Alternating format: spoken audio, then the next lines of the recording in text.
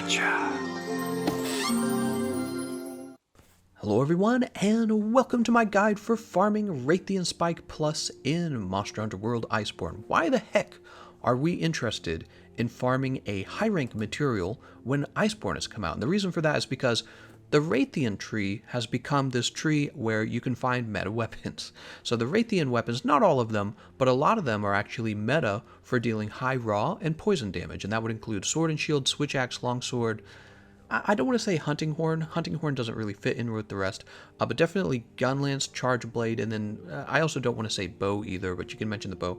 You could mention the dual blades, but the dual blades is like this weird fire and poison thing, and it came off of the cooler tree, so it's totally unrelated. But yes, sword and shield, switch axe, longsword, gun lance, and charge blade, definitely. You'll be interested in building those gold Rathian weapons, and in order to do this, you actually have to have the high rank Rathian weapon, and when you're crafting that weapon, you're going to run into this roadblock where maybe you don't have enough Rathian spikes. In fact, that was the roadblock I ran into. I needed 9 of those, and they're not that common of a drop. So if I had trouble with it, and I'd play the game for like 3,000 hours before Iceborne came out, I imagine you guys are running into the same problem, and going backwards to play high rank is kind of frustrating, so I thought this would be a good opportunity for me to share kind of what I figured out about getting the Rathian spikes quickly, so you don't waste too much time.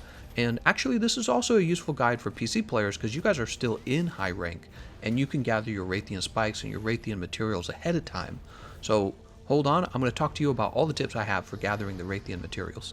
The number 1 tip is to make sure you don't lose your Rathian investigations. The investigations where you get materials. There's, 2 types of rewards.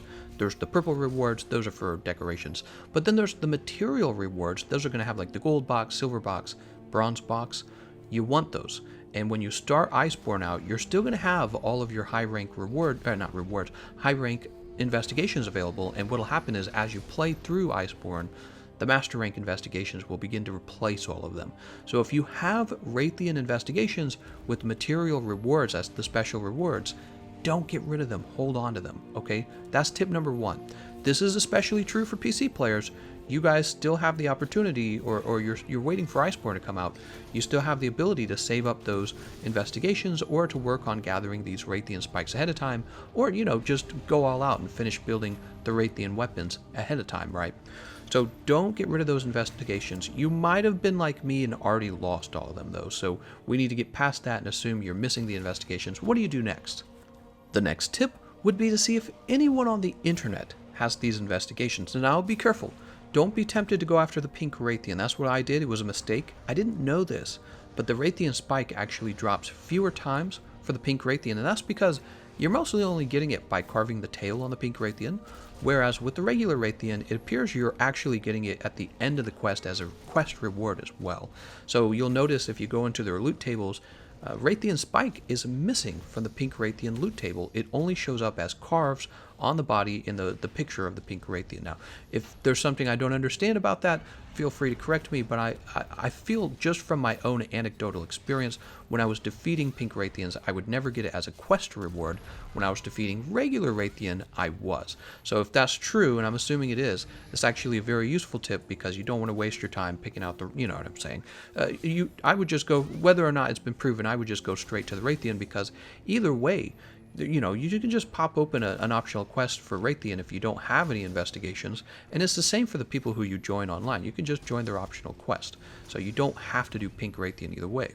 Now, while you're fighting the Rathian, what you're going to want to be doing is checking back at your resource center every now and then to see if an actual investigation pops up. I can't overstress how much more valuable in terms of time usage the actual material investigations are. They're just far more efficient. Another trick you can do, you can hop into my Discord server, there's a link in the description, and you can ask somebody there if they're farming for the Rathian spikes, if they have Rathian investigations for high rank.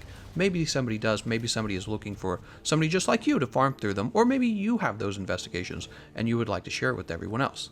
Now there's 2 more tips I want to share to make it easier to get the Rathian Spike. If you look at the Hunter's Notes, you'll see that the Rathian Spike is a tail carve, and you get it when you break the back on Rathian. Now I'm not 100% sure what it's like when you break the back on a Rathian. It was kind of unclear to me when I had broken it or not, The tail is much less complicated. You need a sever weapon. Remember, in order to cut something like a tail, you got to sever it, okay? So that's a long sword, switch axe, right? Blunt weapons like the hammer's not going to do it. Shot type ammo's not going to. You can use like slice ammo, of course, right? But you got to cut that tail, go for the carve. Most of the time, you're probably not going to get the Rathian Spike I found. You're going to get like a shard. You can improve this. This is the other part to the tip, okay? So if you go to the canteen, there's actually a feline food skill called Felyne Carver High. If you take this feline food skill, you're usually given the option to carve the tail 2 times, and this is really great for getting the spines, because if you didn't get it on the first carve, you might get it on the second carve. You might even carve it twice. So this is all really useful, and I found that this was getting me through it faster. Now, of course, you can't always get Felyne Carver High because it's one of those feline food skills that requires the whole row of ingredients. You know, if you're playing on a team, though, if you're playing in a session, you have a much greater chance of somebody using a voucher before they go on their quest. So once again, you could find someone in the Discord to join, or you could just look for a session, an online session, and join that. Try to get a big one, right? Try to get a big online session. Join that up. Somebody might use a meal voucher, and then or you can just spend one of your own meal vouchers if you have a bunch of meal vouchers saved up, right? I don't. I'm usually out of them. That's why I'm mentioning this tip. So you can wait, see if somebody else uses a meal voucher, and then you can go for that Felyne Carver High. Just another trick to get those parts faster, the Rathian parts faster, okay? Additionally, or maybe alternatively, if that's the right word, you could be wearing 4 pieces of the Guild Work armor set. Now, this is going to give you Carving Master. You can see it says that it lets you carve 1 additional time. I don't know if I would do this myself. There's 2 problems to this I see. The first problem is, do you even have this set? Like, I don't have this set unlocked, and I've been playing Iceborne quite a bit. So maybe you do have the set unlocked, and maybe you have the decorations that you need to make the set about as efficient as your regular damage build would be.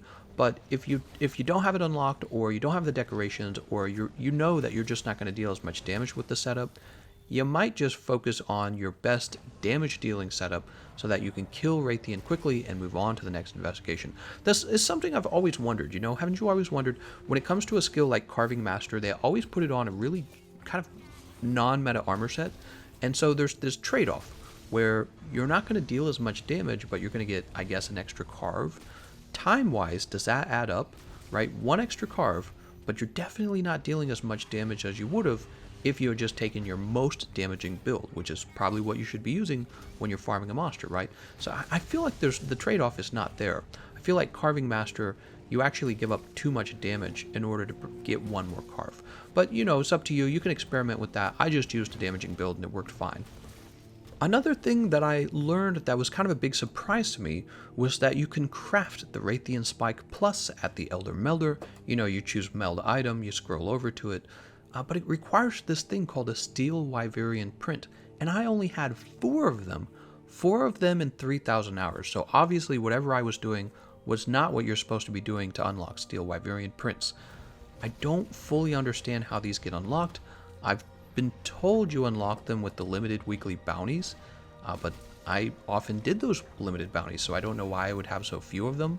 The other thing I think that they might be coming from is the new Hunter Helper program, where you join somebody who's new to the game. Maybe they're doing high rank, maybe they're doing low rank, and at the end of the match, you get 1 special reward for, you know, having helped them. However, I found that you didn't necessarily get the Steel Wyverian print. I guess I would ask you guys if you've ever seen Steel Wyverian print as a reward. I was getting gold Wyverian prints and I didn't need them. So, yeah, I didn't know what to think of that, really. It didn't seem like an efficient way to get the Rathian Spikes, actually, because if you just go fight the regular Rathian, you could have... I had 1 quest reward where at the end of it, I just got like 4 Rathian Spikes that just shot me straight ahead to toward my goal, toward my material goal. So I don't know how to feel about the Steel Wyverian prints. Thought I would mention them. Maybe you have a whole bunch of them saved and you can just craft whatever you want at the Elder Melder. This is a craftable, it's one of those few rare materials that you can actually craft at the Elder Melder. Maybe the last thing I should mention, or that I shouldn't forget to mention, is that don't forget to bring Pluderblade on your Palico if you're doing this alone, or if you're doing it with like 1 other friend. You could get extremely lucky, and the Palico could get you a Rathian Spike. It probably won't. It's probably going to give you like shards or something useless. That's just how it goes. The RNG on the Pluderblade has always been really bad, and it rarely gives me what I want. I have a question also for you guys. Maybe you know this one. What the heck do the lucky vouchers do? I know that the lucky vouchers give you more gold at the end of an investigation. Do they increase your odds of good carve rewards or good quest rewards?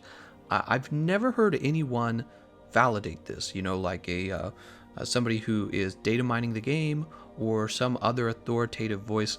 I've never heard anyone say for sure, yes, use the lucky voucher when you want to get the parts that you're after. I've never heard that. Maybe somebody here can confirm it. It would be really interesting if somebody did. Finally, for those of you who had no idea about the Gold Rathian, that it had good weapons or that it was even in the game, if you've never fought Gold Rathian, you run into Gold Rathian in the Wildspire region in the Guiding Lands. You need to get your Guiding Lands Wildspire region up to level 6. Okay, and you do this by leveling up your master rank. You'll eventually run into, Gold Rathian. If you're not running into her when you get your Wildspire waste up to level 6, there's kind of a trick to rotate through monsters. You need to travel between 2 expeditions. So I would travel between the Coral Highlands and I would also travel between the Rotten Vale. Those load just slightly faster than the others. So you just travel back and forth, and every time you travel, check your map to see if the monster has rotated over to the Gold Rathian. When Gold Rathian is there, go ahead and head over to the Guiding Lands. You'll run into the Gold Rathian. I suppose you could just gather tracks on Gold Rathian for a while, see if it gives you an investigation. But yeah, you'll fight Gold Rathian for the first time in the Guiding Lands. I hope all of this information has been helpful for you. If it has, be sure to let me know in the comments section. I want to thank you all for watching, and I'll see you guys next time.